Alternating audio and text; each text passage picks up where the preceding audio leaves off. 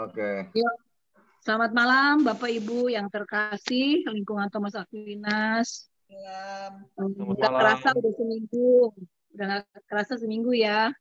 Kita mengadakan pertemuan KSN yang ketiga. Sebelum mulai, saya mau mengucapkan selamat ulang tahun untuk Meti. Meti, happy birthday. All the best. Nyanyi. Happy birthday. Kita nyanyi yuk. Ya, ya. Happy birthday Nyanyi atau dong. Yuk, kita nyanyi rame-rame sama-sama ya. Happy birthday.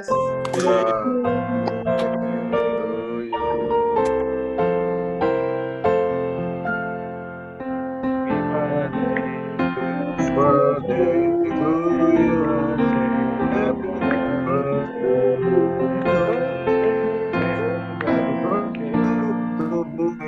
Happy birthday to you. Nah, boleh. Terima kasih. Pak Adi, silakan dimulai. Selamat malam Bapak Ibu sekalian. Kita mulai pertemuan di KSN kita yang ketiga.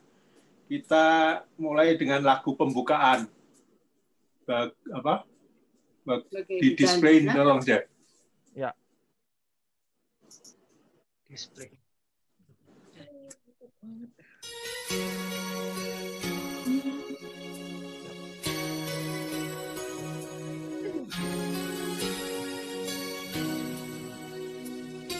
Kita nyanyi sama-sama aja ya.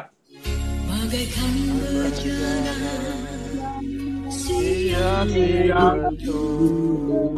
demikian hidupku di tanganmu dengan urapan kuasa rohmu ku dibaharui selalu jadikanlah dalam rumahmu inilah hidup di tanganmu Di tanganmu segala sesuai rencanamu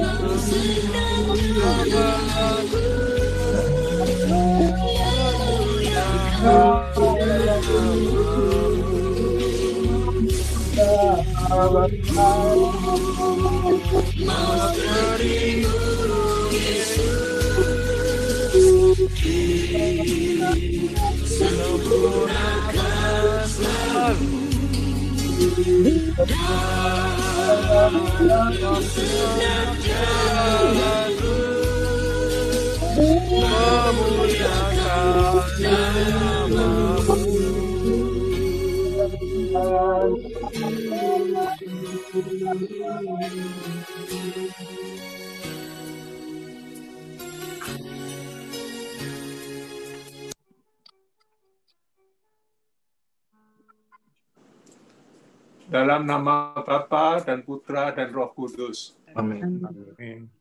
Kasih karunia, rahmat, dan damai sejahtera dari Allah Bapa dan Putra dalam persekutuan dengan Roh Kudus nantiasa beserta kita. sekarang dan selamanya. Hari ini kita sudah mulai pada pertemuan yang ketiga.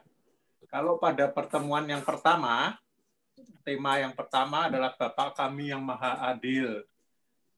Di dalam pertemuan itu kita sudah berusaha untuk menggali sifat keadilan dari berdasarkan doa Bapa kami. Jadi bagaimana kita berusaha untuk menjadi saudara satu sama lain dan bisa saling mengampuni satu sama lain. Di tema yang kedua, kita sudah diskusi tentang Allah yang hadir sebagai korban ketidakadilan, di mana pada pada sesi kedua itu kita dapat membuka mata kita bahwa panggilan dasar kita sebagai orang, sebagai umat Allah, sebagai anak-anak Allah adalah untuk berbela rasa kepada korban-korban ketidakadilan. Karena di dalam diri mereka lah Allah itu hadir, di mana kita dapat menemui Allah yang melalui berbela rasa kita terhadap orang-orang yang mendapat ketidakadilan. Nah, dalam tema kita yang ketiga ini, kita menjadi umat yang berbela rasa. Jadi kita belajar dan akan diteguhkan dengan bacaan-bacaan kitab suci hari ini bahwa berbela rasa itu adalah merupakan sifat dan sudah dilakukan sejak gereja perdana. Jadi kalau kita ingat waktu itu, waktu di Jawa Tengah ada Gubernurnya Pak Ginanjar menerima sumbangan dari anak-anak SD, 2 anak SD, untuk diberikan pada orang-orang yang tidak mampu. Nah, sumbangan ini membuka mata anak-anak yang lain sehingga mereka juga ikut menyumbang. Ganjar, Pak. Bisa terkumpul banyak dan kebaikan itu selalu membuahkan juga. Bukan Ginanjar, Ganjar. Ganjar. Iya, Ganjar. Ya, Prabowo. Ya. Kemudian Ganjar Marwoto. Parnowo. Parnowo. Kemudian juga di Jakarta ini ada juga anak-anak yang namanya Aksen atau siapa yang waktu itu melihat videonya Pastor Yosef, Pastor Joe, People Learning with Pastor Joseph ya, Pastor Joe. Di situ Bible Learning. Di situ dia ngelihat bahwa Pro Joseph itu bagi-bagi juga, bagi-bagi sembako dengan orang-orang yang lain. Kemudian dia tertarik dan dia juga ikut dia telepon ke Romo Yosef itu untuk ikut bagikan celengannya, tapi sama Romo Yosef itu dinasihati agar dia beli sendiri aja nasi bungkus, kemudian beli masker dan dibagikan sendiri. Nah, itu kemudian dilakukan. Jadi di situ akan kelihatan bahwa dia akan berlatih untuk berbela rasa. Nah, harapannya dengan berbela rasa itu dia kemudian waktu jadi besar dia akan tumbuh untuk tetap berbela rasa.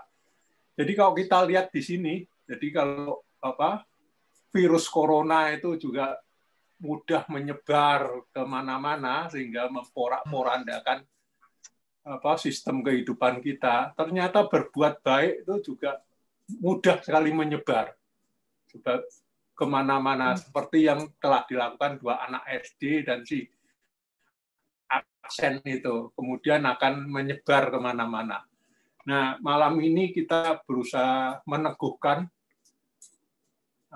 sifat kita untuk berbela rasa melalui bacaan-bacaan kitab suci yang akan kita baca dan kita renungkan bersama. Kita lanjutkan, Jeff.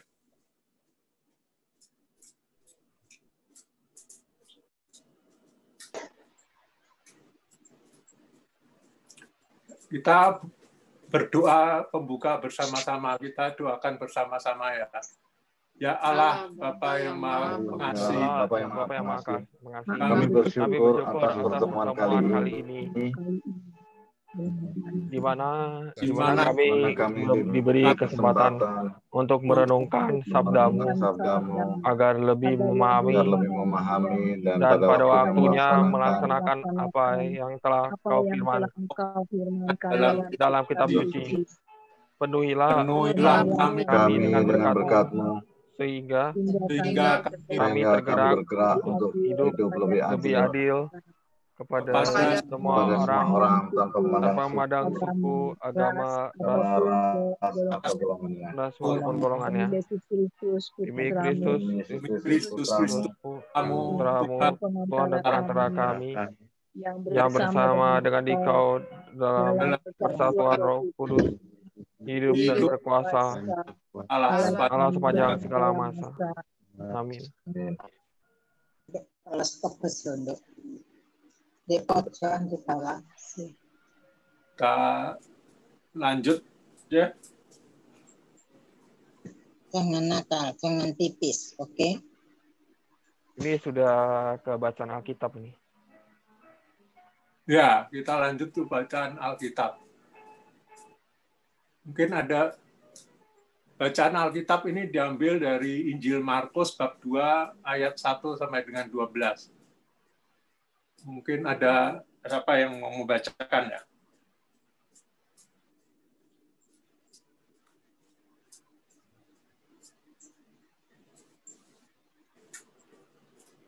Ada yang Saya baca ya. ya. Silakan Bu. Kemudian sesudah lewat beberapa hari, waktu Yesus datang lagi ke Kapernaum, tersiarlah kabar bahwa ia ada di rumah. Maka datanglah orang-orang berkerumun sehingga tidak ada lagi tempat, bahkan di muka pintu pun tidak. Sementara ia memberitakan firman kepada mereka, ada orang-orang datang membawa kepadanya seorang lumpuh, digotong oleh 4 orang. Tetapi mereka tidak dapat membawanya kepadanya, karena orang banyak itu. Lalu mereka membuka atap yang di atasnya. Sesudah terbuka, mereka menurunkan tilam, tempat orang lumpuh itu terbaring. Ketika Yesus melihat iman mereka, berkatalah ia kepada orang lumpuh itu, "Hai anakku, dosamu sudah diampuni." Tetapi di situ ada juga duduk beberapa ahli Taurat. Mereka berpikir dalam hatinya, "Mengapa orang ini berkata begitu? Ia menghujat Allah. Siapa yang dapat mengampuni dosa selain daripada Allah sendiri?" Tetapi Yesus segera mengetahui dalam hatinya bahwa mereka berpikir demikian. Lalu ia berkata kepada mereka, "Mengapa kamu berpikir begitu dalam hatimu? Manakah lebih mudah mengatakan kepada orang lumpuh ini, 'Dosamu sudah diampuni,' atau mengatakan, 'Bangunlah, angkatlah tilammu dan berjalan'? Tetapi supaya kamu tahu bahwa di dunia ini Anak Manusia berkuasa mengampuni dosa." Berkatalah ia kepada orang lumpuh itu, "Kepadamu kukatakan, bangunlah, angkatlah tempat tidurmu, dan pulanglah ke rumahmu." Dan orang itu pun bangun, segera mengangkat tempat tidurnya, dan pergi keluar di hadapan orang-orang itu, sehingga mereka semua takjub. Lalu memuliakan Allah katanya, "Yang begini belum pernah kita lihat." Demikianlah sabda Tuhan. Syukur pada Allah. Syukur pada Allah. Ya, jadi Bapak Ibu, kalau kita perhatikan di periskop ini, dari periskop dari Injil Markus ini, kemudian juga dari periskop yang bercerita tentang kesembuhan, bagaimana Yesus menyembuhkan ini, di sini jelas sekali terlihat solidaritas dari umat Allah saat itu ya. Jadi kita belajar dari solidaritas umat Allah yang saat itu. Misalnya juga ada yang dari Markus 6 juga. Di situ disebut waktu Yesus waktu itu ada di Genesaret. Waktu Yesus ada di Genesaret, maka orang-orang datang berkerumun untuk mendengarkan Yesus. Tapi mereka tidak hanya datang sendiri. Mereka justru membawa teman-temannya. Kalau kita baca dari Markus 6, Markus bab 6 ayat 55, maka berlari-larilah mereka ke seluruh daerah itu dan mulai mengusung orang-orang sakit di atasnya. Tilamnya kepada Yesus, di mana saja kabarnya ia berada. Jadi saat Yesus ada di Genesaret saat itu, maka semua orang itu datang ke situ, tapi tidak hanya datang untuk dirinya sendiri. Dia datang untuk ikut membawa teman-temannya yang sakit, dibawa untuk menemui Yesus agar disembuhkan, diberi kesembuhan. Dan ini juga terjadi saat seperti yang kita bacakan tadi di Injil Markus bab 2 tadi 1 sampai 12. Dari situ saat Yesus ada di Kapernaum, mereka juga datang bersama-sama semua. Bahkan di situ diceritakan bahwa ada orang yang lagi sakit, terus diangkat oleh saudaranya diangkat berempat. Kemudian saat itu di Kapernaum semuanya sudah penuh, sehingga dia tidak sampai dapat datang ke depan Yesus. Makanya keempat orang ini tidak putus asa, dan dia tetap berusaha agar si sakit ini tetap dapat ketemu sama Yesus. Makanya dia berusaha untuk membawanya ke atap, membongkar atapnya, dan menurunkannya ke depan Yesus. Nah, pada saat itulah Yesus melihat bahwa iman dan usaha teman-temannya ini untuk berbela rasa sungguh demikian besar, sehingga dia akhirnya menyembuhkan orang sakit itu. Dosanya diampuni dan dianya sembuh. Nah, kalau kita lihat setelah dianya sembuh, orang sakit ini kan sangat senang tuh bersorak-sorai, sehingga dianya seperti inilah yang belum pernah dia lihat. Jadi dia mengabarkan kabar gembira ini kepada orang-orang yang lain. Dari sini kita lihat bahwa sebuah semangat untuk menolong seseorang akan mengakibatkan itu akan ditularkan kepada banyak orang. Itulah yang mau kita belajar dari gereja-gereja awal dulu, dari saat-saat awal dulu, bahwa solidaritas itu, berbela rasa terhadap orang-orang sakit itu sudah mereka lakukan dari zaman dulu kala. Jadi berbela rasa itu adalah merupakan sifat dari murid-murid Yesus. Makanya kita sekarang ini adalah kita harus melanjutkan estafet yang sudah diberikan contoh oleh murid-murid Yesus pada saat-saat awal itu. Maka di sini kita selalu rutin untuk mengasah kita dalam berbela rasa ini. Selalu mulai dari pertemuan pertama tentang bagaimana kita bisa mengampuni, bagaimana kita bisa hidup bersaudara dengan yang lain, dengan belajar doa Bapa Kami, kemudian berikutnya di kedua kita dapat merasakan kehadiran Tuhan melalui orang-orang yang sedang berketidakkeadilan. Jadi mereka yang butuh makan kita beri makan, butuh minum kita beri minum, orang sakit kita rawat, yang di penjara kita tengokin. Nah, itulah yang disitulah saat itu motivasi kita benar-benar diasah terus agar kita makin peka, makin sensitif, dan makin berbela rasa berdasarkan kasih.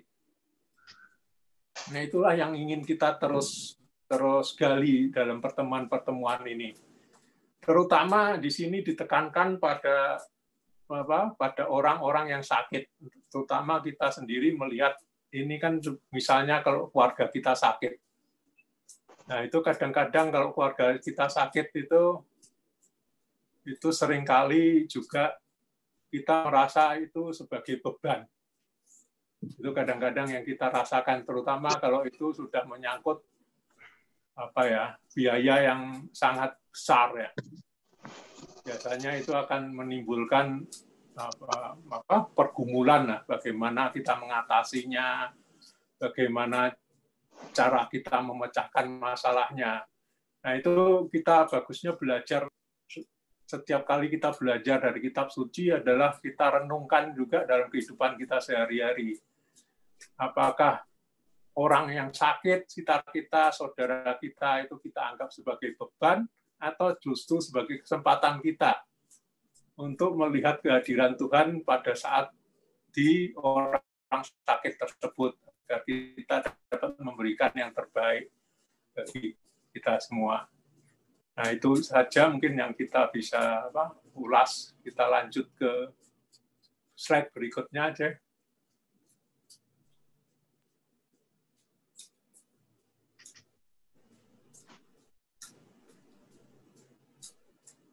Ya, ini di butir permenungan. Nah, ini di butir permenungan ini. Jadi kalau kita lihat berdasarkan perikop di atas, bagaimana orang lumpuh dan orang banyak mengatasi halangannya untuk sampai kepada Yesus. Nah, di sini kita lihat bagaimana orang-orang ini membawa orang sakit ini dan menghadapi banyak halangan. Jadi dia sampai ke tempat Yesus itu, dia nggak bisa masuk. Kemudian dia harus terus berusaha sehingga dia akhirnya membuka atap dari atas dan menurunkannya. Nah, kita bisa lihat ini bagaimana mereka itu berusaha semaksimal mungkin. Dan ini mungkin bisa kita juga sharingkan di sini. Apakah kita juga pernah mengalami hal-hal yang sama seperti ini waktu kita menolong orang, kemudian kita mendapat banyak sekali halangan, terus bagaimanakah kita harus mengusahakan agar halangan itu dapat dilewati. Mungkin ada yang mau men-sharingkan pengalamannya atau gimana?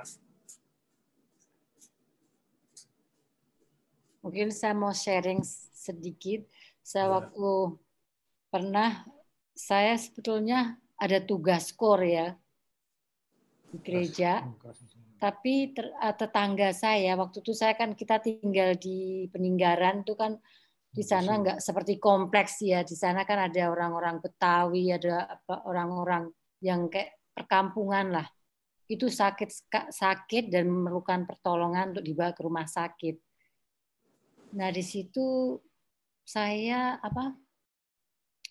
memilih untuk menolong orang itu karena itu dalam keadaan emergency ya. Jadi saya nggak ke gereja, saya nggak kor, tapi saya pasti tahu, Tuhan tahu apa yang saya lakukan. Saya lebih ingin menyelamatkan orang itu gitu. Itu pengalaman saya. Iya. Waktu itu ada kendala itu nggak Bu Meti waktu menolong orang itu? Ya, ada pergumulan bahwa ini bagusnya gimana? Ya agak sedikit gimana ya saya karena itu saya kor itu kan kita juga ada berapa suara kan, saya juga alto, dari situ alto sedikit gitu. Tapi saya putuskan pasti mereka survive lah itu yang kor yang lain itu tanpa saya gitu karena ini ada yang lebih penting gitu loh. Ya. Ada yang lain yang mau berbagi pengalaman?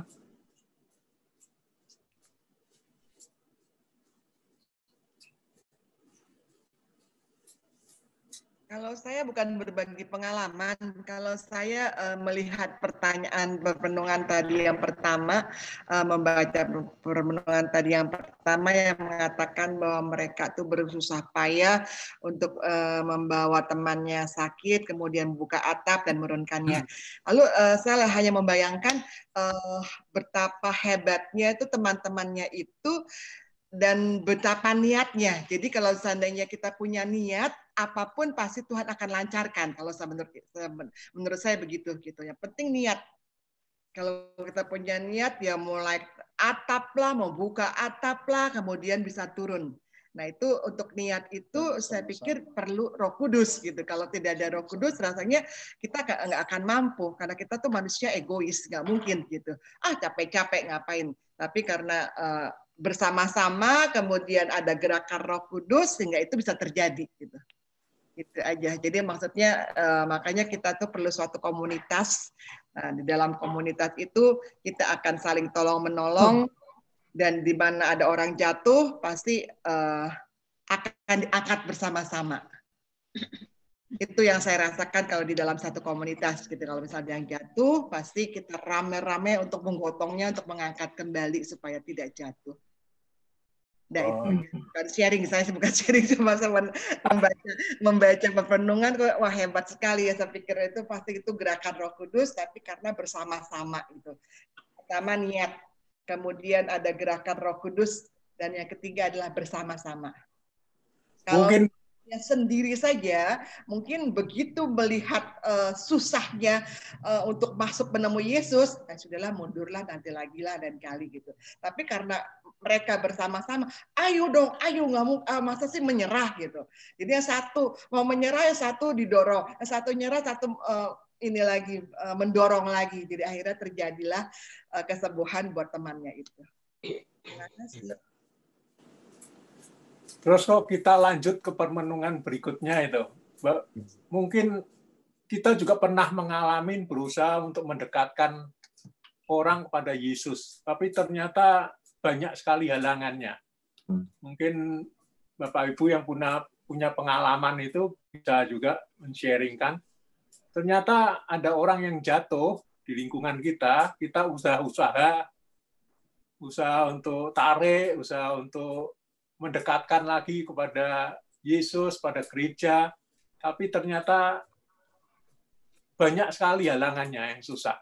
Mungkin ada yang punya pengalaman itu, sehingga bisa untuk kita pelajari bareng, kita bisa diskusikan bersama, agar kita dapat timba pengalamannya untuk kehidupan kita.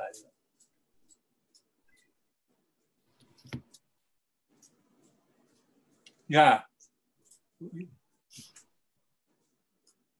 Ya, Bu Inga. Iya, yang saya alami, ya mungkin nggak dalam lingkungan ini, yang saya alami itu dalam suatu tim doa. Ada teman yang betul-betul jatuh sampai ke dasar. Ceritanya, ya kita nggak usah ceritanya, pokoknya sampai ke dasar, kita dekatin dia tidak mau, kita datang, dia tidak boleh, kita teleponnya dimatikan, gitu. Akhirnya yang kami lakukan hanya apa? Yang kami lakukan hanya berdoa. Jadi kita betul berdoa. Jadi Tuhan yang jamah, bukan kita yang jamah. Benar-benar Tuhan yang jamah. Akhirnya balik lagi kok ke tim doa kita. Dan dia merasakan, oh betul ya, dia benar-benar butuh suatu tim. Jadi kita tuh butuh, sebetulnya kita tuh butuh lingkungan ini tuh sangat-sangat dibutuhkan oleh warganya. Gitu.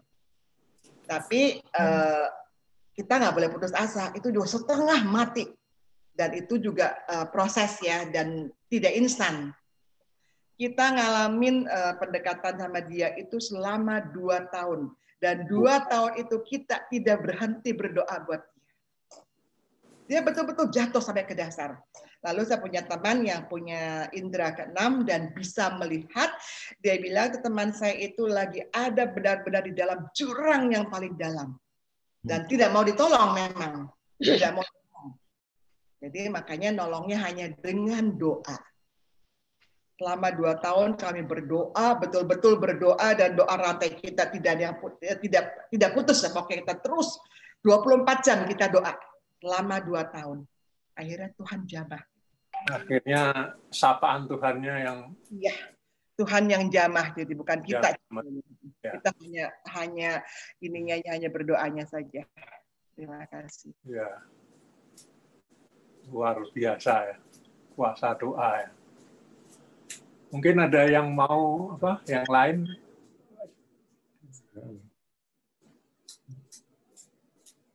Aku mau ngomong. Boleh? Boleh. Ini masalah ini ada di keluargaku ya. Kita tuh satu keluarga ada 10 orang. Dari 10 itu, bapak ibuku ada yang Katolik yang kuat banget.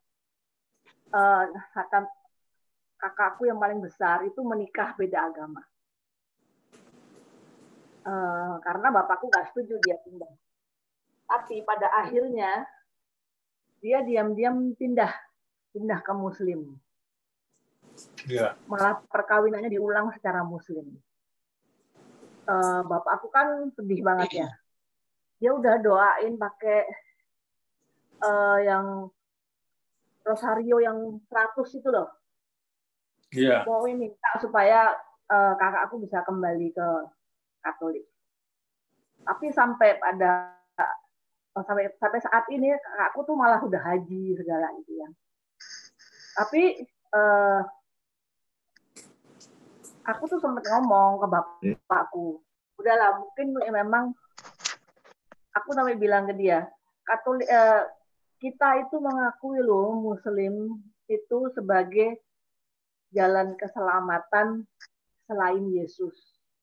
Itu kan ada. Kita mengakui Muslim itu adalah jalan keselamatan lain di luar Yesus. Itu ada Konsili Vatikan keberapa gitu. Aku sampai harus ngomong ke bapakku itu supaya dia tuh nggak kecewa banget. Emang dia nggak balik ke Katolik tuh. Ada saatnya bahwa kita harus gimana ya kalau masalah seperti itu loh. Itu kakakku sendiri. Kakakku sekarang nggak hanya satu, udah dua yang punya. Gimana perasaan orang tuaku? Mereka pasti doain tiap malam. Bapakku udah meninggal sekarang. Ibuku yang masih mendoain. Kalau kayak gitu gimana? Belum. Aku sampai harus ngomong bahwa kita itu mengakui mereka sebagai jalan lain di luar Yesus, jalan keselamatan lain. Itu gimana? Apakah kita akan selalu mendoakan bahwa satu-satunya keselamatan itu adalah lewat Yesus? Padahal Konsili Vatikan itu sudah mengatakan seperti itu, gitu. Gimana jawabnya? Itu Bu Ima? Iya, kalau menurut saya akhirnya merelakan gitu loh. Belum tentu mereka akan kembali gitu loh. Tapi paling enggak mereka menjalankan agama yang mereka pilih benar-benar gitu loh. Karena kita percaya bahwa ada jalan lain selain lewat Yesus. Boleh ditambahin, betul ada jalan lain, tetapi Gereja Katolik bilang tidak tahu loh. Artinya memang mengakui ada jalan lain, namun bagaimana kepastiannya jalan itu sampainya, saya kira nggak pernah dinyatakan gitu.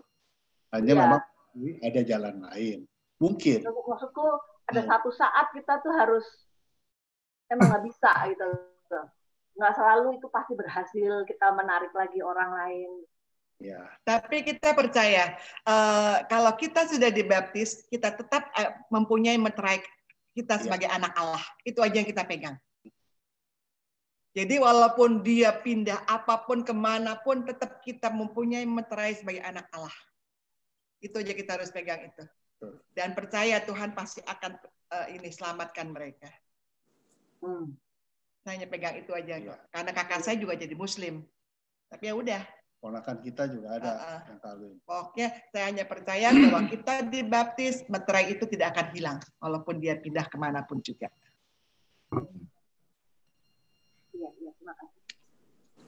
Kalau aku ya, kalau berdoa itu kan kita nggak bisa memaksakan kehendak kita ya. Betul. Iya, jadi kita selalu harus pasrah bahwa kita berdoa seperti inilah kehendakku, tapi kan lalu yang diajarkan, tapi terjadilah kehendakmu. Iya. Terjadilah kehendakmu. Tapi kita pengen seperti ini, tapi yang terjadi adalah kehendakmu. Itu yang membuat perasaan kita itu jadi tenang, enak. Karena ini mungkin belum kehendak dari Tuhan untuk memberikannya. Dan entah kapan diberikannya, ya kita tidak tahu kan, kita tidak bisa memaksakan Tuhan kapan ini harus diberikan, apa yang terbaik buat kita nggak tahu. Tapi yang penting waktu kita berdoa di batin kita itu adalah kita mohon seperti ini, tapi yang terjadi adalah kehendak-Mu, supaya kita juga plong ya, enak itu. Damai. Soalnya kalau kita tetap maksain kehendak kita, ya kita sendiri yang akan hati kita jadi resah, dan mungkin bisa-bisa iman kita yang jadi tergoyang. Makanya kita harus tetap berdoa tapi berpasrah bahwa kehendaknya lah yang terbaik bagi kita. Ada yang mau nambahin yang lain? Tapi kalau hidupnya baik, saya kira nggak apa-apa. Iya, nggak apa-apa kalau hidupnya baik ya. Iya. Saya kira nggak apa-apa. Memang jalannya demikian. Iya, model orang Samaria itu ya Pak Rugito ya. Orang Samaria yang baik. Iya. tetap diakui kebaikannya. Misalnya kawin campur juga begitu. Kalau hidupnya baik juga nggak apa-apa.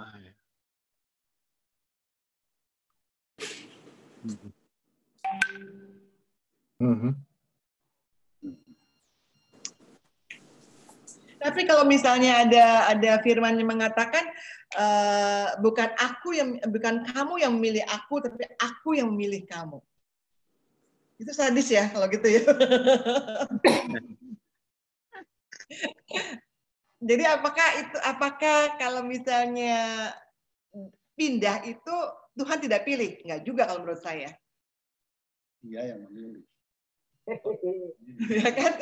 Itu kan firman, makanya bukan Tuhan bilang bukan kamu yang milih aku, tapi aku yang milih kamu gitu. Jadi kalau pindah berarti Tuhan nggak pilih, ya nggak juga menurut saya sih. Ya, Udah terlalu susah pertanyaannya.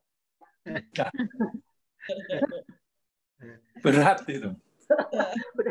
udah nggak berani. Tapi yang pasti kan gereja sekarang tidak menutup kesempatan di luar gereja. Gereja sekarang kan sejak Konsili Vatikan sudah membuka diri bahwa tidak hanya di dalam gereja aja ada keselamatan. Di dalam gereja loh, bukan di dalam Yesus. Di dalam gereja loh ya, bukan di dalam Yesus ya. Di dalam Siapa tahu dia hanya di dalam gereja loh, hanya di dalam gereja. Jadi jadi maksudnya di luar gereja itu ada keselamatan. Ada keselamatan, ya. Karena kalau kita pernah baca mungkin bagus juga dibaca itu Christian Anonymous ya,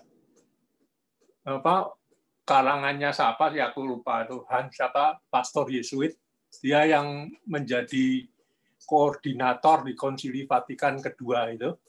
Jadi dia cerita tentang Christian Anonymous.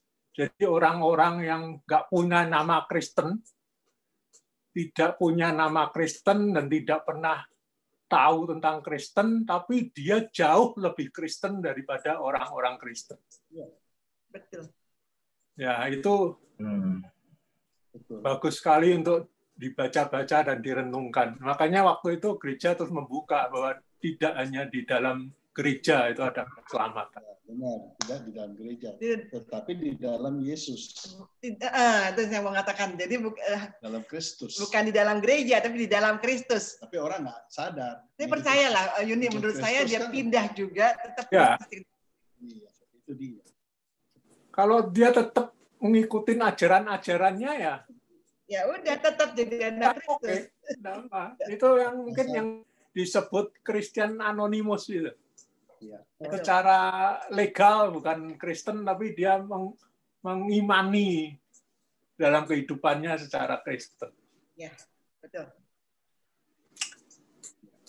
Natal ya. Jadi mungkin kalau balik lagi tuh susah, Yon. Seperti kakak saya aja tuh untuk balik lagi susah. Tapi saya percaya tetap dia berpegangnya pada Kristus, walaupun dia pindah gitu.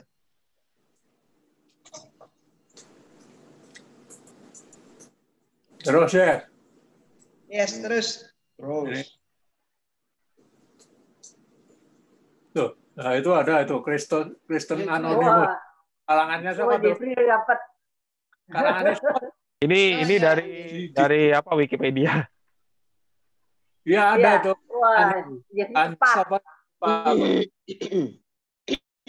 Anonim.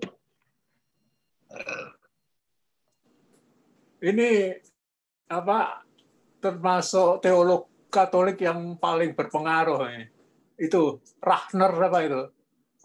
Karl Rahner. Ya. Karl Rahner. Kalau pas sempat dibaca-baca bagus juga ini. Ini dia yang termasuk orang yang ikut membidani Konsili Vatikan kedua. Iya, Pak. Iya. Karl Rahner. Oleh Johanna. Pastor Yesuit nih, terkenal. Yesuit ya. Ya, biar ntar dibaca di rumah ya. Homework. Iya. PR. Iya, Jeff. Ntar dicari di rumah. Iya, oke. Ya, oke, siap. Ya, kita lanjut ke butir permenungan berikutnya ya.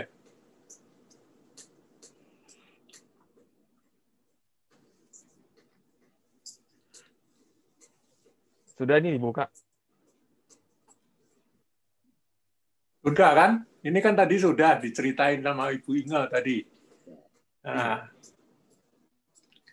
kemudian kalau kita sharing kan sebenarnya kan kita di lingkungan Thomas Aquinas ini kan juga sudah melakukan bila rasa juga.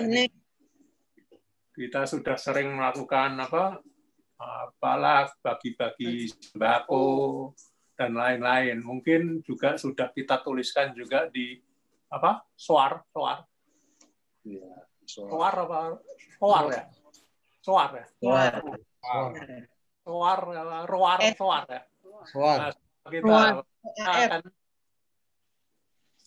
ini sebenarnya apa sih? SWOT ya, SWOT analisis ya. Iya. SWOT analisis. Ya. Nah, seperti itu kan kita sudah ungkapkan bahwa kita akan makin berlatih untuk lebih berbela rasa. Bagaimana frekuensinya kita tingkatkan, kemudian ketepat gunaannya juga sudah kita ungkapkan di situ agar lebih tepat guna, lebih efektif, sehingga kita dapat meneruskan estafet yang sudah diajarkan oleh pendahulu-pendahulu kita sejak zaman gereja perdana. Nah, itu di SOAR itu kita sudah sebutkan bahwa frekuensi kita untuk berbela rasa itu akan menjadi lebih sering. Kemudian kita juga akan berusaha untuk misalnya dalam kondisi sekarang ini kan setelah COVID ini mungkin banyak terjadi kesusahan, kita juga berusaha untuk memperbaiki gizi mereka untuk dengan membagikan telur atau membagikan susu, mungkin membagikan telur ya, seperti yang banyak sekarang di WA group itu kan ternyata telur itu bagus sekali untuk kesehatan. Kemudian kita juga berusaha kalau ada handphone bekas, handphone yang nggak kepake, yang di rumah, yang kan selalu biasanya kalau kita kan banyak yang suka selalu up to date handphonenya, yang nggak kepake bisa kita kumpulkan, kita berikan kepada mereka karena sekarang ini kan banyak yang sekolah dari rumah, perlu handphone yang bisa berkomunikasi, mungkin banyak yang itu salah satu aktivitas yang sudah kita diskusikan di lingkungan juga, mungkin bagus juga untuk diaplikasikan. Untuk terus mengasah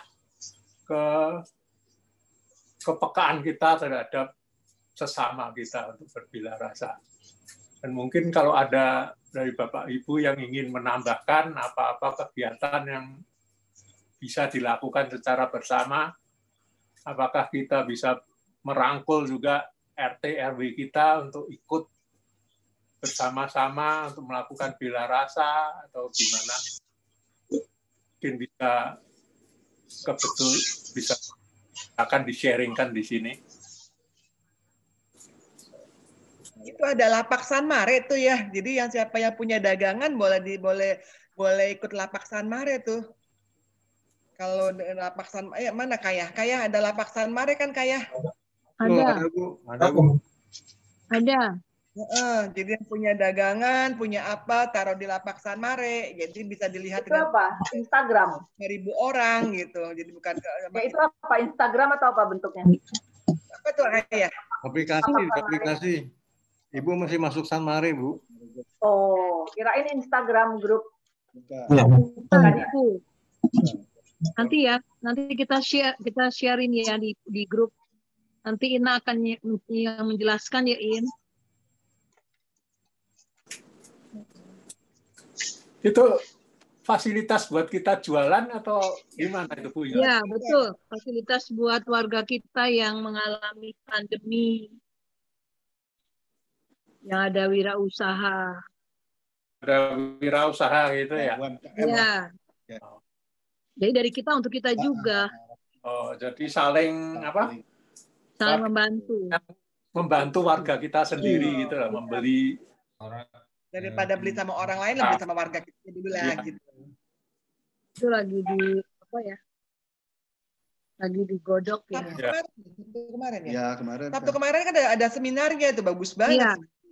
Pak Albert ikut ya. Saya juga ikut webinarnya. UKM itu platform upstreamnya. ya, tapi bawahnya Bagus. Ya, bagus lah. Kalau semoga wadah-wadah seperti itu kan harusnya yang kita usahakan dibuka supaya bisa saling bantu ya. Mungkin kita juga bisa kasih input yang lebih bagus. Ya, karena itu bagus banget gitu. Jadi mereka tuh bukan bantuan berupa uang, tapi bantuan berupa order. Jadi lebih memberikan ini ya, kail. Infrastrukturnya ya. Sekaligus ini ya kewirausahaannya. Bukan barang bikinin aja, wadah. Jasa juga. Misalnya kita mampunya apa, jadi apa gitu ya. Bisa yang jadi supir atau yang mungkin bisa memperbaiki peralatan atau mungkin yang utang gitu ya. Terus juga bisa pasang-pasang lampu ya. Pasang yang memperbaiki AC gitu kan. Bersihin AC. Apa yang bisa benerin AC? Ya. Jadi apa yang bisa benerin AC? Pak Dwi. Pak Inti tuh. Pak Inti ya. Ngerusakin bisa ngerusakin. Terima bongkar nggak terima pasang, Bu? Malah. Terima bongkar dan terima kasih. Bisa aja.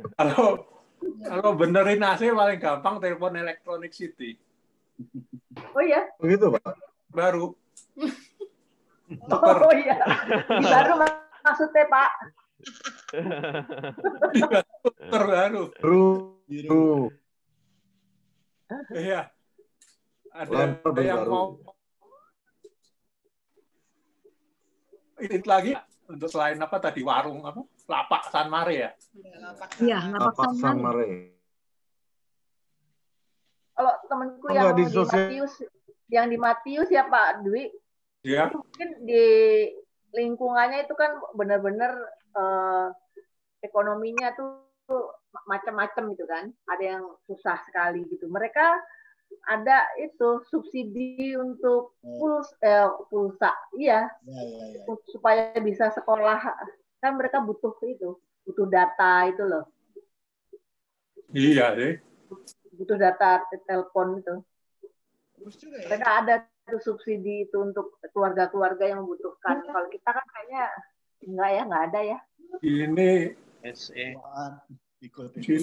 nggak tahu lingkungannya kebetulan. Kalau di San Mare kayaknya nggak sampai kayak gitu ya. Sekolah. Ada sekolah. Lingkungan kita udah lingkungan itu. Kalau di Matius banyak. Ya mungkin anak-anaknya masih di Ricci, segala itu loh. Iya. Tapi kalau kita bisa kumpulin handphone bekas, mungkin juga bisa dibagiin tuh. Anaknya tukang sayur, apa anaknya satpam, anaknya siapa ya. Mungkin ada yang perlu. Iya. Jadi bukan kita warga kita sendiri kan? Iya, bukan untuk warga kita. Kita RT, Papaya. Iya, papaya kan? Iya, bisa juga sih.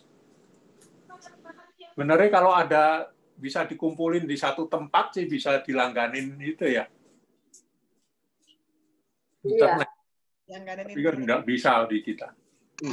Dilangganin WiFi sekali ya. Iya, dilangganin WiFi. Tapi susah. Ya, bikin rumah. Tapi sekarang langganan Telkomsel juga murah tau untuk pendidikan, hanya Rp10 ya.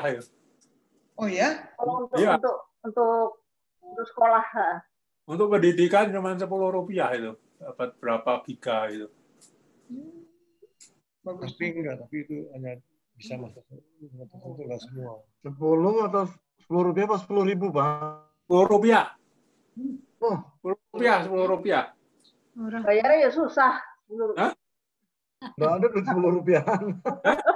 Kalau pakai 100. Jadi belinya sekalian berapa gigabyte, berapa megabyte gitu. Paket kuota belajar perlunya 16 giga ya tinggal dikali aja Yun. Iya.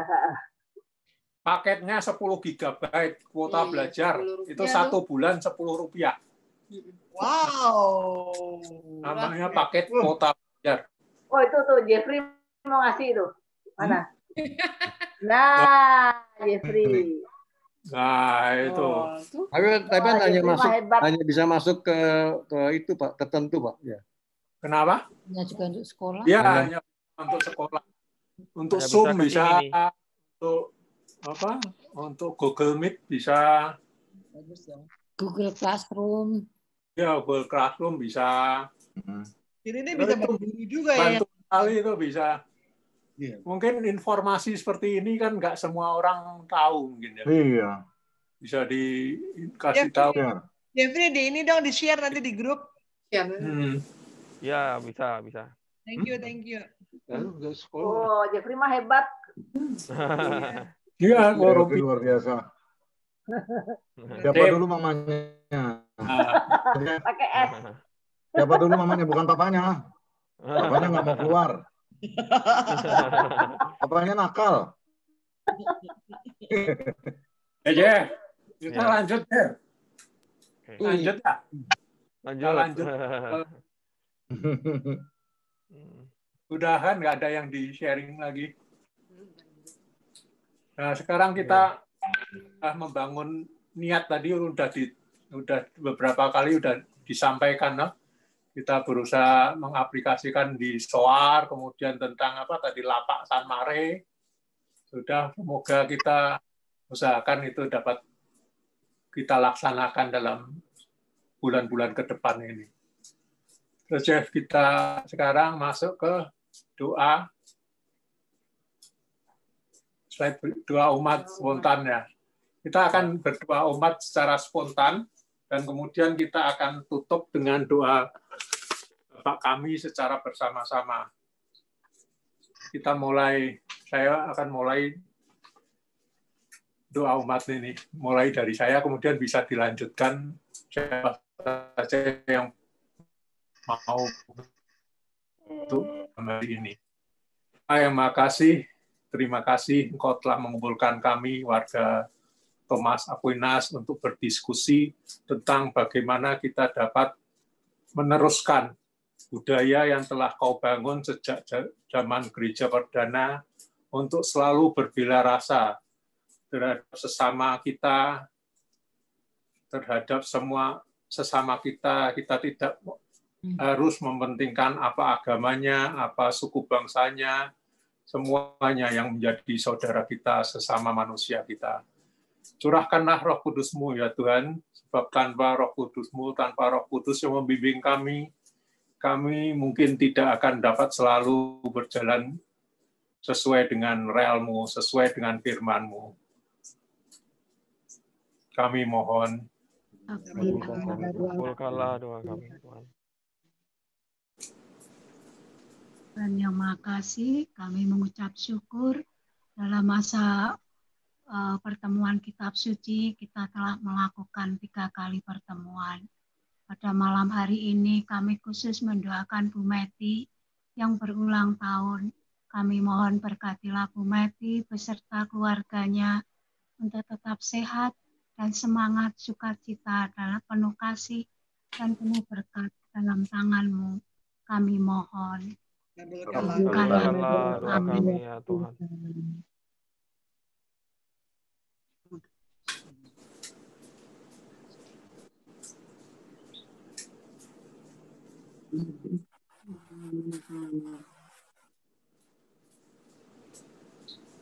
Bapa dalam surga, kami berdoa ya Bapa, agar pandemi ini bisa segera berlalu, yang sakit Kau sembuhkan, dan biarkanlah tidak ada orang lagi yang meninggal karena COVID ya Tuhan Yesus. Kami mohon. Kabulkanlah doa kami ya Tuhan.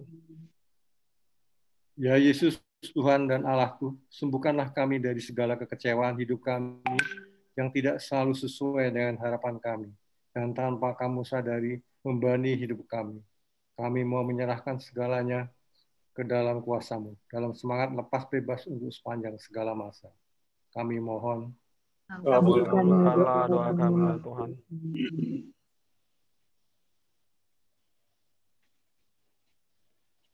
Ya Tuhan yang Maha Baik, kami juga mau berdoa untuk Bu Yani yang saat ini sedang tidak sehat. Tuhan, kau pulihkan Bu Yani kesehatannya, agar Bu Yani bisa sembuh dan bisa beraktivitas kembali. Kami mohon, kabulkanlah doa kami. Tuhan.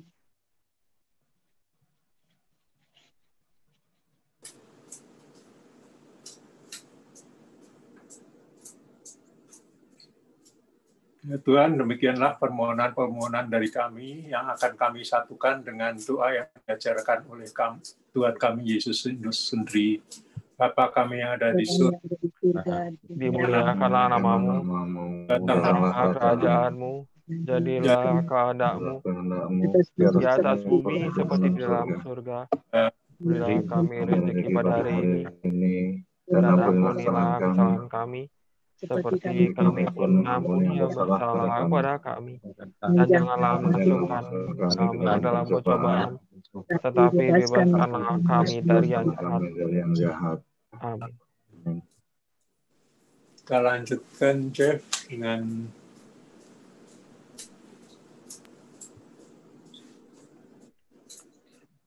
doa penutup. Kita doakan bersama-sama ya. Bapa yang Maha Pengasih, terima kasih atas bimbinganmu dari awal sampai akhir pertemuan ini. Banyak hal yang kami bicarakan, dan sharingkan bersama setelah merenungkan sabdamu dalam Injil Markus ini. Berilah kami kemampuan agar dapat berlaku solider terhadap sesama kami, terutama bagi orang yang sakit dan berkebutuhan khusus. Dengan dasar solidaritas sebagai langkah awal, kami percaya akan menuju pada tindakan berlaku adil. Demi Yesus Kristus, Tuhan dan pengantara kami, yang itu bersatu dengan Dikau, Roh Kudus, kini dan sepanjang segala masa. Amin.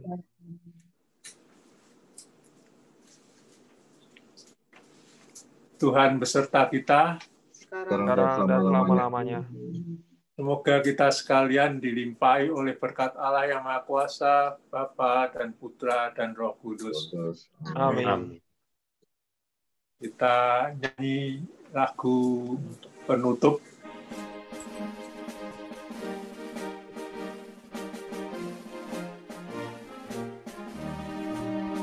Tuhan ciptakan umat manusia, beragam ada dicipta, semua sama di hadapannya, kita sebagai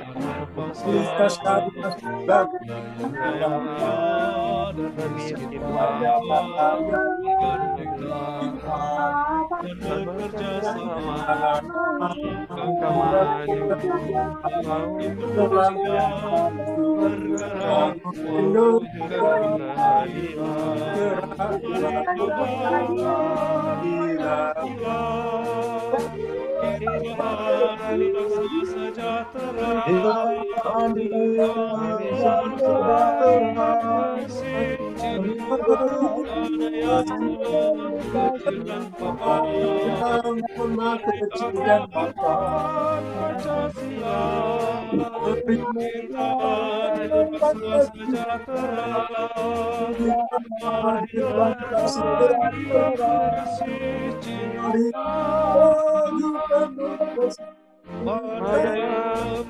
kecil dan papa, kita adil bangsa sejahtera.